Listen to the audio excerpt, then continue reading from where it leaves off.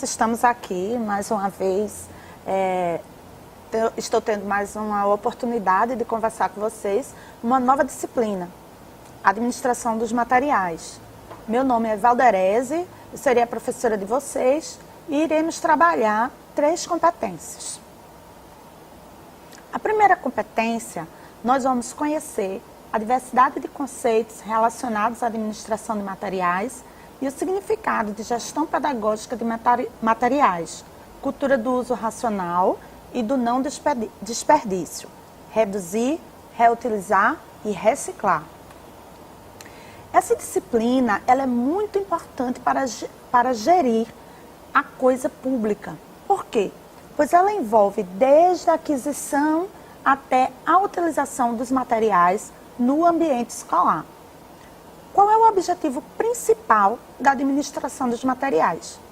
É dispor os recursos necessários ao processo educativo com qualidade, em quantidades adequadas, no tempo correto e com economia.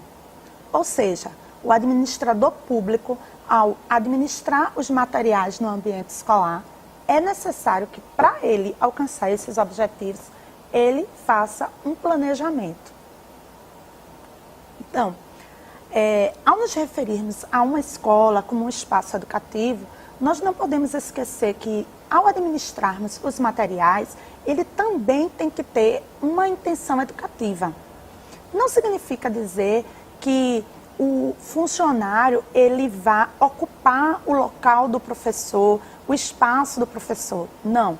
Mas é que a escola ela tem que respirar a formação ao estudante. Não só ao estudante, mas a todos que compõem a escola de uma maneira geral. Então, o administrador dos materiais ele tem que propor espaços, ele tem que fomentar práticas que, mesmo administrando materiais, se tenha uma intenção educativa. Então, é preciso ter essa intenção educativa em todas as ações desenvolvidas dentro da escola.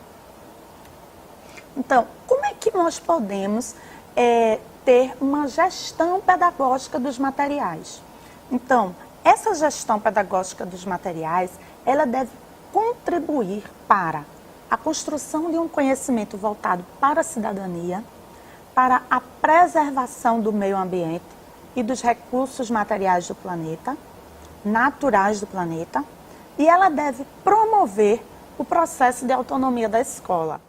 No que diz respeito à promoção da autonomia da escola, ela deve estar expressamente prevista no projeto político-pedagógico da escola. Bem, então, a gestão pedagógica dos materiais, ela deve seguir os mesmos princípios da gestão democrática escolar. Por quê? Em primeiro lugar, ela deve ter uma intenção educativa. Ela deve sintetizar a construção do conhecimento. E também ela deve promover a participação de todos os segmentos que compõem a comunidade escolar com uma prática de gestão desses materiais, para que a escola ela consiga intervir na realidade da comunidade escolar, desde a elaboração de um projeto de intervenção até a sua avaliação. Então, a gestão pedagógica dos materiais, ela segue o mesmo princípio da gestão democrática da escola. Por quê? Porque ela está intimamente relacionada com a intenção educativa. Ela sintetiza a construção do conhecimento e a participação de todos os segmentos da comunidade escolar nesse processo de gestão dos materiais. Então, a comunidade ela deve estar envolvida em todos os momentos dessa gestão dos materiais dentro do ambiente escolar. Então, por mais que a gestão pedagógica dos materiais ela promova uma situação de cultura de economia, do uso racional dos materiais, nós não podemos esquecer que estamos tratando de uma escola e, por isso, ela precisa ser uma ação pedagógica. E, apesar disso ser tão benéfico para a escola, nós temos uma cultura de economia, uso racional dos materiais, nós não podemos esquecer que o objetivo maior é justamente a formação dos nossos estudantes. E lembrando sempre que para podermos promover essa gestão de maneira eficaz, de maneira que promova a mobilização dos vários setores que formam a escola, é necessário um planejamento. É necessário que haja uma investigação das necessidades locais, das necessidades da comunidade escolar, para que, dessa maneira investigativa, seja possível ao administrador propor e conquistar mudanças para o ambiente escolar. Dessa maneira, a escola ela vai passar a assumir um papel de transformador da realidade. Ela vai passar a ser uma escola autora.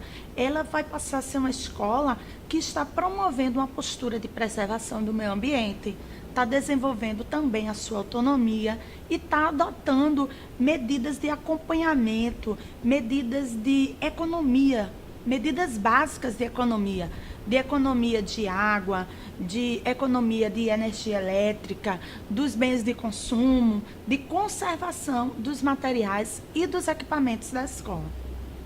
Bem, essas ações, como eu falei, elas são extremamente benéficas para a escola. Elas organizam a escola. Essas ações, elas trazem saúde financeira para a comunidade escolar. No entanto, elas não podem se sobrepor ao objetivo maior da escola, que é justamente a formação dos estudantes. Nós não podemos esquecer que o objetivo maior da escola é a prática educativa, é obter bons resultados com essa prática educacional. Então, quais são os caminhos que a escola ela pode tomar, quais são as estratégias que a escola pode adotar para poder obter bons resultados com a sua gestão pedagógica dos materiais. Nós vamos citar aqui 3 alternativas. A primeira delas, coleta seletiva do lixo. Vamos pôr em prática os 3 R's da coleta seletiva. Fazer com que a escola ela tenha espaço para que os estudantes, os funcionários, os professores, eles possam praticar a coleta seletiva.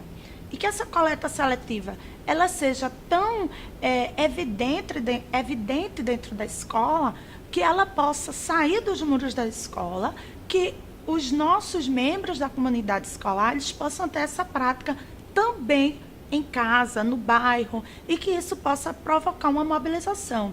Então, como é que nós podemos fazer essa coleta seletiva, pôr em prática esses 3 R's?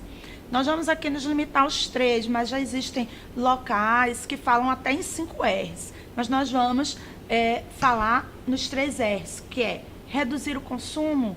Reduzir o consumo não significa limitar ao máximo, por exemplo, o fornecimento de papel, de água ou de energia, mas que a gente possa consumir de maneira adequada, não desperdiçando ou de maneira sem pensar o que a gente está fazendo, né? Reduzir o consumo significa consumir de maneira racional. Reutilizar, transformar material em outra coisa, dando-lhe um outro fim, né? Já é possível ver em algumas escolas, existem alguns exemplos interessantes de ornamentar os jardins com pneus, com garrafas PETs.